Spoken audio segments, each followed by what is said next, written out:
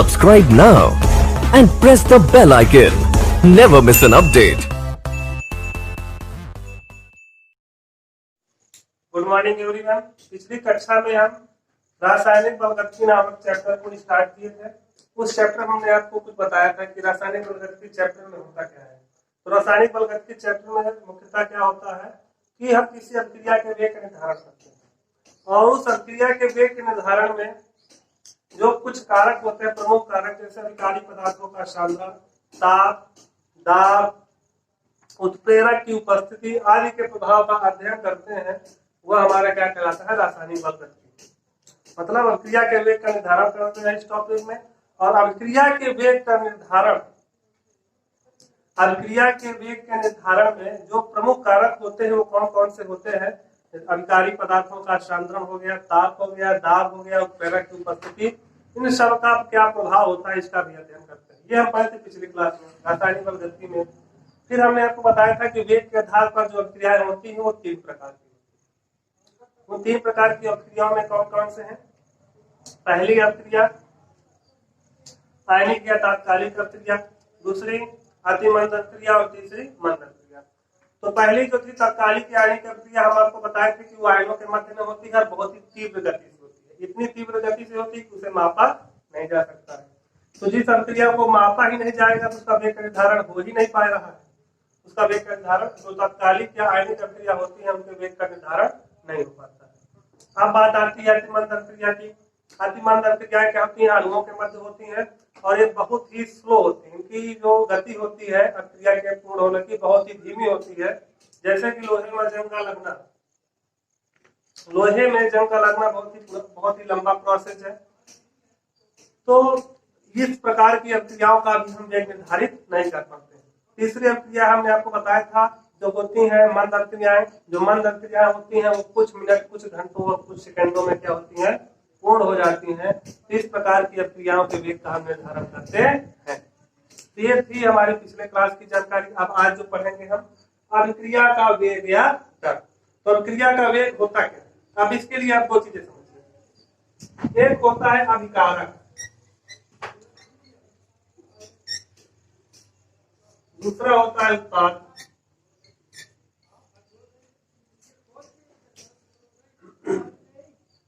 मान लीजिए यहाँ यदि प्रारंभ में है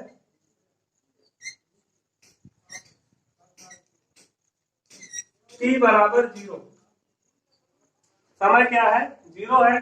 तो जब हमारा समय 0 तो मान लीजिए अभिकारक के और उत्पाद क्या है, 0। उत्पाद कुछ नहीं, यहाँ तो उत्पाद कुछ भी नहीं। ये अभिकारक और ये उत्पाद है। आप जानते हैं जब अभिकारक आपस में क्या करते हैं तो उत्पाद का निर्माण करते हैं। तो जब हमारी अभिक्रिया शुरू नहीं हुआ था तो हमारा अभिकारक अभिक्रिया अभी स्टार्ट नहीं हुई, तो हमारा अभिकारक मान लीजिए ए है और ये अभी उत्पाद क्या है, 0। यदि हम t समय बाद यदि हम बात करें,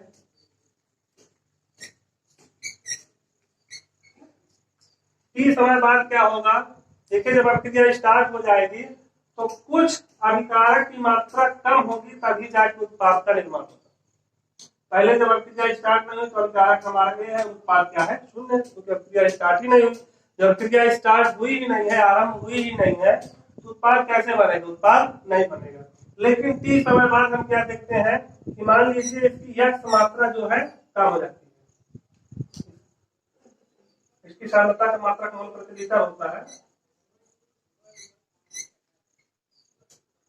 t समय बाद क्या होता है, अभिकारक की सांद्रता ये -x रह जाती है।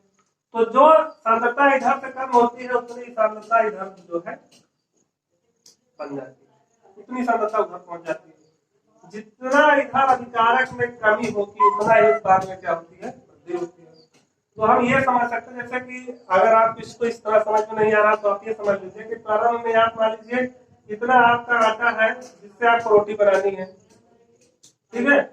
तो अभी आपने रोटी बनाना स्टार्ट नहीं किया है जब, तो आपका आटा इतना है जो मतलब गुद के आप रखे हैं और इधर कोई उत्पाद नहीं बना है।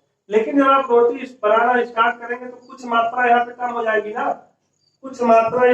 जैसे मान लीजिए आपकी x रोटी बन गई तो x रोटी का जो आटा था वो इधर कम हो गया कि नहीं। इस प्रकार ये समझ सकते हैं कि जब अभिकारक की सांद्रता में कमी होती है तभी उत्पाद की सांद्रता में क्या होती है, वृद्धि होती है। समझ गए आप? अभिकारक की सांद्रता में कमी होगी तो उत्पाद की सांद्रता में क्या होगी? वृद्धि होगी। और इसी को प्रति समय में ही क्या कहते हैं? औसत वेग कहते हैं। अभिक्रिया का वेग या दर कहते हैं, सॉरी अभिक्रिया का वेग या दर कहते हैं। तो ये आपको समझ में आ गई होगी कि जब अभिक्रिया स्टार्ट नहीं हुई है तो मान लीजिए हमारा अभिकारक ए है और उत्पाद हमारा कुछ भी नहीं, शून्य है। लेकिन जैसे ही समय होता है हमारा जो है अभिकारक ए माइनस एक्स शेष रह जाता है, जबकि उत्पाद कितना रह जाता है? एक्स जो है बन जाता है।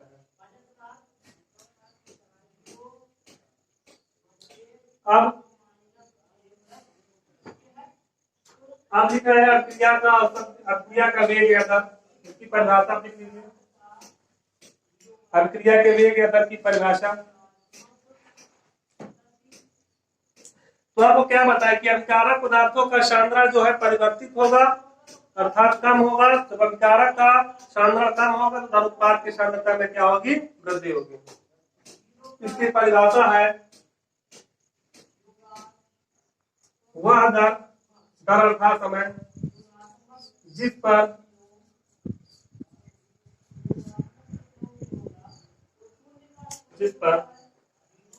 समय के साथ साथ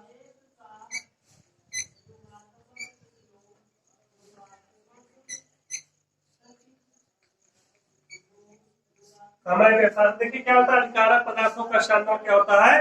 परिवर्तित होता है।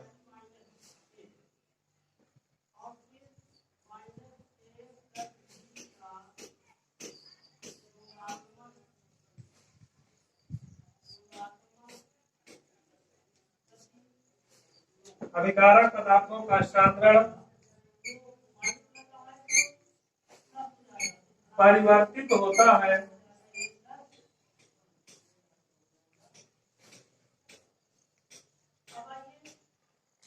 तो कैसा था हुआ था? जिस पर क्या होता है? समय के साथ साथ अभिकारक पदार्थों का सांद्रण क्या होता है? परिवर्तित होता है। अभिक्रिया का वेग कहलाता है।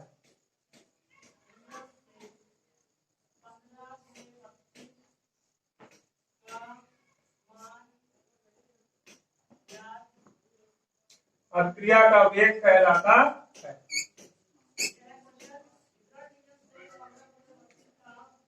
तो ऐसी दर जिस पर समय के साथ साथ अभिकारक पदार्थों का सांद्रण परिवर्तित होगा तो क्या कहलाएगा? अभिक्रिया का वेग कहलाता है। अब आपको दो चीज इससे बताएंगे। तो अभिक्रिया के वेग को कितने प्रकार समझा जा सकता है? दो प्रकार से। तो जो अभिक्रिया का वेग होगा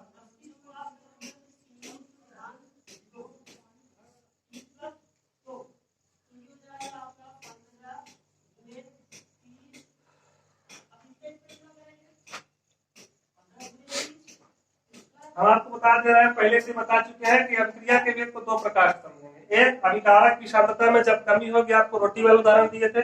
अभिकारक की सांद्रता में जब कमी होगी इधर, तभी जाके उत्पाद में क्या होगी? वृद्धि होगी।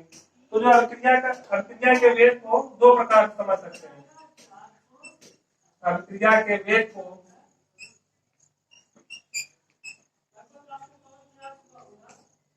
दो प्रकार से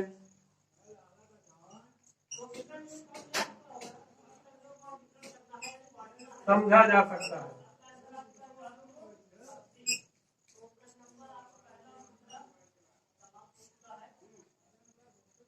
अभिक्रिया के वेग को दो प्रकार से समझा जा सकता है, अर्थात अभिक्रिया का वेग कैसा होगा। तो अभिक्रिया का वेग के लिए कंडीशन है, आपकी दो कंडीशन है। अभिकारक की सांद्रता में कमी, हम आपको अभी बता चुके थे। जैसे मान लीजिए कोई अभिकारक है और इधर क्या बन रहा है? उत्पाद। तो मान लीजिए इसकी प्रारंभिक मात्रा जो है वो ए है और इसकी मात्रा क्या है? शून्य। जब t बराबर 0 है, t बराबर 0 अर्थात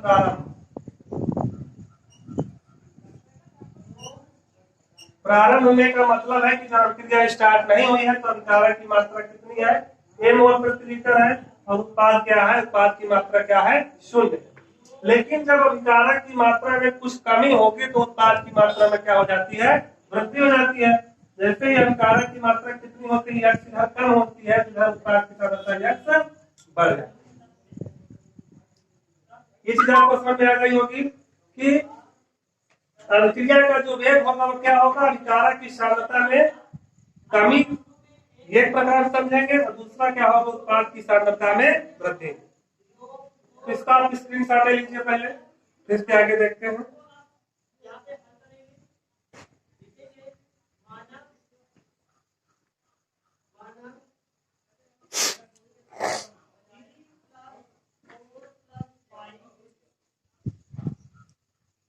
देखिए ये चीज आप समझ गए होंगे, अभिकारक की सांद्रता जब कम होगी तो उत्पाद की सांद्रता में क्या होगी, वृद्धि होगी।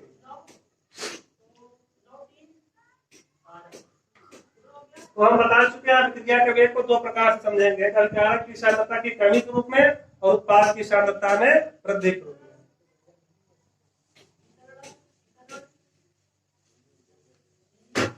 अभिक्रिया के वेग को सिर्फ दो प्रकार से समझेंगे, अभिकारक की सांद्रता में कमी और उत्पाद की सांद्रता में वृद्धि। तो पहली बात, किसी एक अभिकारक की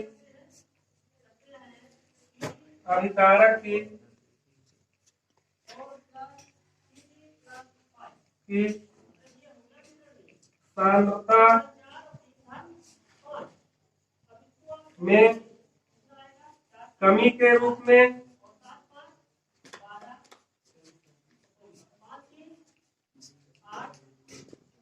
अभिकारक की सांद्रता की कमी के रूप में, और दूसरी बात क्या होती है, किसी एक उत्पाद की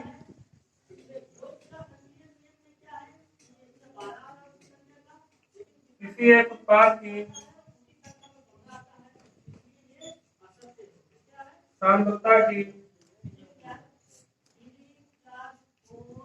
वृद्धि के रूप में।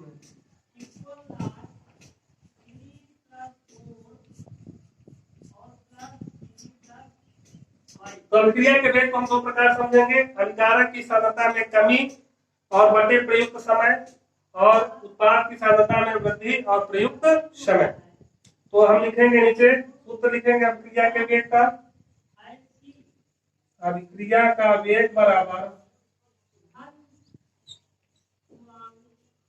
अभिक्रिया का जो वेग होगा वो किसके बराबर होगा, अभिकारक की सांद्रता में कमी, जो अभिक्रिया के फलस्वरूप होता है, अभिकारक के सांद्रता में कमी, अभिक्रिया के फलस्वरूप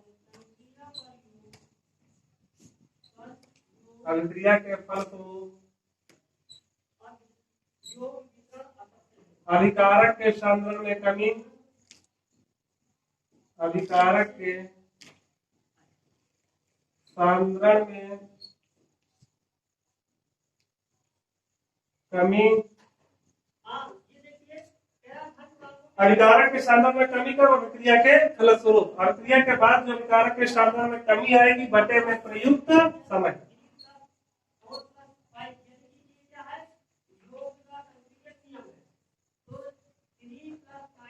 देखिए सांद्रता का मात्रक आता है मोल प्रति लीटर और समय का मात्रक क्या होगा, सेकेंड। तो इसका मात्रक क्या होगा अभिक्रिया के वेग का, मोल लीटर इनवर्स या सेकेंड इनवर्स, या एक मात्रक हो गया आपको जो पहले बताए, mole litre inverse, second inverse, या मोल प्रति लीटर इंटू सेकेंड।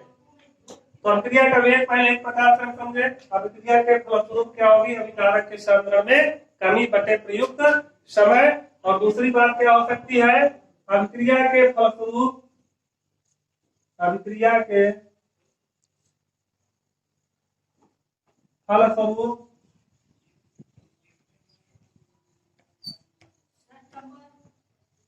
उत्पाद के सांद्रण में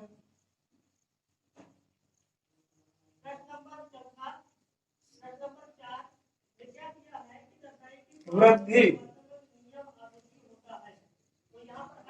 अभिक्रिया के फलस्वरूप उत्पाद के सांद्रण में वृद्धि बटे प्रयुक्त समय।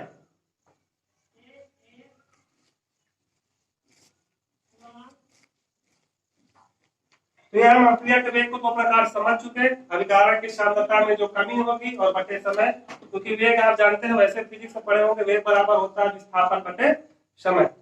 तो यहाँ पे विस्थापन है, यहाँ पे क्या है, अभिकारक की सांद्रण है, अभिकारक के सांद्रण में क्या परिवर्तन होता है वो, और बटे में प्रयुक्त समय। तो इसका मात्रा क्या हो जाएगा, अभिक्रिया के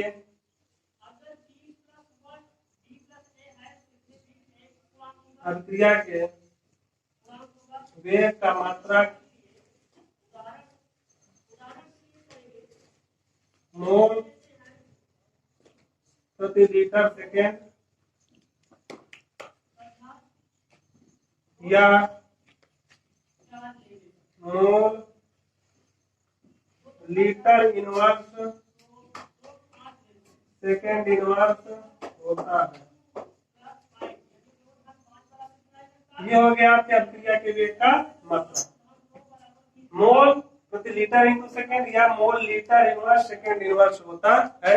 ये हो गया आपके अभिक्रिया के वेग का मात्रक हो गया, ये अभिक्रिया का वेग हो गया। अब आप स्पष्ट समझ चुके हैं कि अभिक्रिया के वेग को दो प्रकार से डिसाइड कर सकते हैं, एक अभिकारक की सांद्रता में कमी के रूप में और दूसरी उत्पाद की सांद्रता में वृद्धि के रूप में। तो ये था हमने पढ़ा आज अभिक्रिया के वेग या दर के बारे में, और अब अगली कक्षाओं में पढ़ेंगे अभिक्रिया का जो औसत वेग होता है, क्या होता है औसत वेग और तात्क्षणिक वेग के विषय में। तो इस चैप्टर में आगे हम पढ़ेंगे, क्या पढ़ेंगे, अभिक्रिया का औसत वेग और तात्क्षणिक वेग। इसके बाद फिर हम अभिक्रिया के वेग के जो है सामूहिक रूप से, मतलब जब तीनों वेग पढ़ा चुके होंगे, ये तो वेग हो गया, अभी औसत वेग चलेगा, फिर तात्क्षणिक वेग चलेगा, और उसके बाद जो है इससे संबंधित सवाल करवाएंगे जो परीक्षा में कभी कभार पूछे जाते हैं। चलिए, धन्यवाद आज के लिए।